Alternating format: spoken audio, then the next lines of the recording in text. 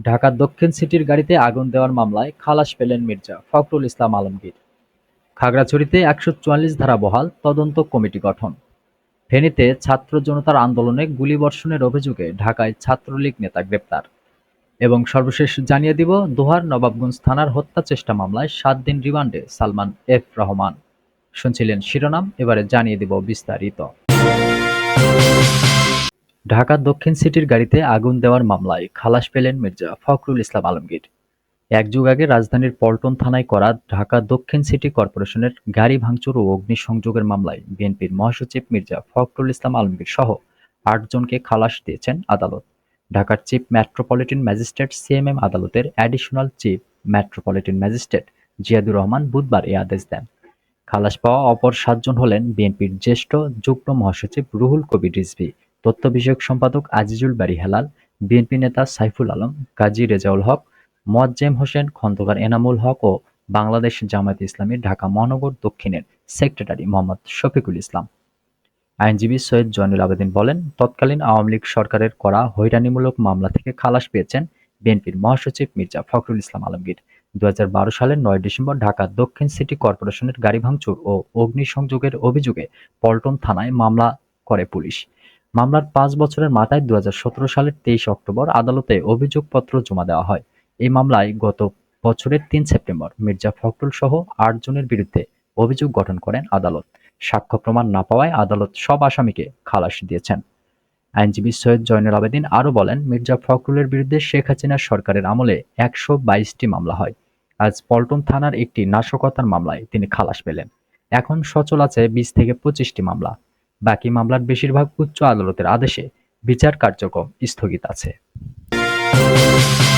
খাগড়াছড়িতে ১৪৪ ধারা বহাল, তদন্ত কমিটি গঠন।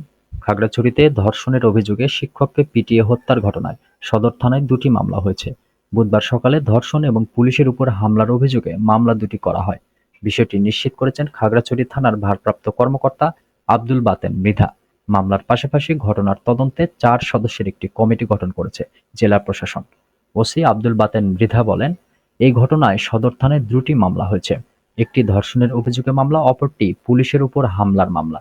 ধর্ষণ মামলাটি করেছেন ঘটনার শিকার ছাত্রীর মা, অপর মামলার বাদী পুলিশ। এদিকে আজ সকাল থেকে খাগড়াছড়ি শহরের পরিস্থিতি স্বাভাবিক হতে শুরু করেছে। সকালে শহরের গুরুত্বপূর্ণ এলাকাগুলিতে অল্প কিছু যানবাহন চলাচল করতে দেখা গেছে।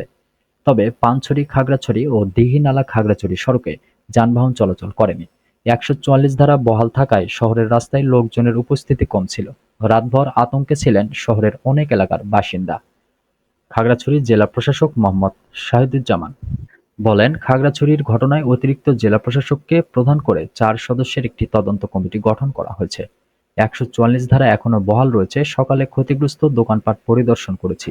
ক্ষতিগ্রস্তদের ক্ষতিপূরণ দেওয়া হবে বলেও তিনি জানান।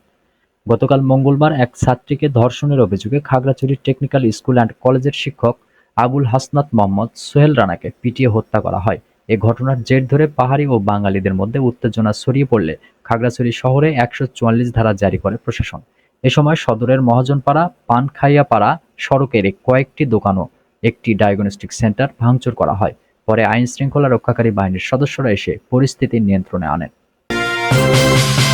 ফেনীতে ছাত্র জনতার আন্দোলনে গুলিবর্ষণের অভিযোগে ঢাকায় ছাত্রলীগ নেতা গ্রেপ্তার।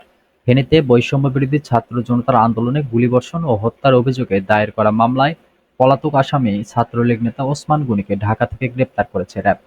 ওসমান ফেনী পৌরসভার ৪ নম্বর ওয়ার্ড ছাত্রলীগের সাধারণ সম্পাদক। তিনি ৪ই আগস্ট মহিপালে ওয়াকিল আহমদ ওরফে শিহাব হত্যা মামলার এজাহারভুক্ত আসামি। গতকাল মঙ্গলবার সন্ধ্যায় রাজধানীর ঢাকার বাড্ডা এলাকা থেকে ওসমানকে গ্রেপ্তার করা হয়। র্যাব জানায়, গোপন সংবাদের ভিত্তিতে র্যাব ৭ ও র্যাব ১-এর যৌথ দল গতকাল সন্ধ্যায় সামাজিক যোগাযোগ মাধ্যমে প্রাপ্ত ভিডিও পর্যালোচনা করে অভিযানে নামে। অভিযানে ঢাকার বাড্ডা থেকে আসামি ওসমান গনিকে গ্রেপ্তার করা হয়। ওসমান ওয়াকিল আহমদ হত্যার মামলার আসামি।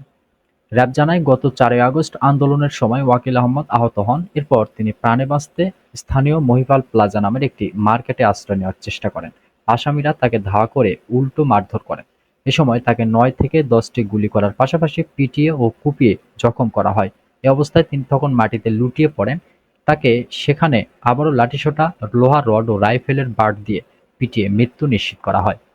এ ঘটনায় শিহাবের মা বাদী হয়ে ফেনী মডেল থানায় ১৫১ জনকে এজাহার নামীয় ও অজ্ঞাতনামা ১০০ থেকে ১৫০ জনকে আসামি করে একটি মামলা করেন। র্যাব ফেনী ক্যাম্পের অধিনায়ক স্কোয়াড্রন লিডার মোহাম্মদ সাদিকুল ইসলাম জানায়, গ্রেপ্তার ওসমান গনিকে আইনানুগ ব্যবস্থা গ্রহণের জন্য ফেনী মডেল থানায় হস্তান্তর করা হয়েছে। দোহার নবাবগঞ্জ থানার হত্যা চেষ্টা মামলায় ৭ দিন রিমান্ডে সালমান এফ রহমান।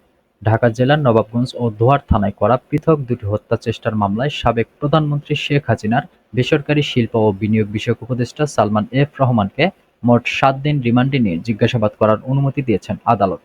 ঢাকার চিফ জুডিশিয়াল ম্যাজিস্ট্রেট আদালতের ম্যাজিস্ট্রেট সাইফুল ইসলাম আজ বুধবার সকালে এই আদেশ দেন। সালমান এফ রহমান ঢাকা ১ আসনের সাবেক সংসদ সদস্য। এ নিয়ে পৃথক ৬টি মামলায় সালমান এফ রহমানের ৩৭ দিনের রিমান্ড মঞ্জুর করলেন আদালত। সালমান এফ রহমানকে কারাগার থেকে আজ সকাল ৭টার পর আদালতে হাজির করা হয়। এরপর নবাবগঞ্জ ও দোহার থানায় করা পৃথক হত্যা চেষ্টার মামলায় ৭ দিন করে ১৪ দিন রিমান্ড নেওয়ার আবেদন করা হয়। অপরদিকে সালমান এফ রহমানের পক্ষের আইনজীবীরা তার রিমান্ডের আবেদন নামঞ্জুর করার আর্জি জানান। তারা জামিনের আবেদন করেন। উভয় পক্ষের শুনানি নিয়ে আদালত সালমান এফ রহমানকে দোহার থানায় মামলায় ৩ দিন এবং নবাবগঞ্জ থানার মামলায় ৪ দিন রিমান্ড মঞ্জুর করেন।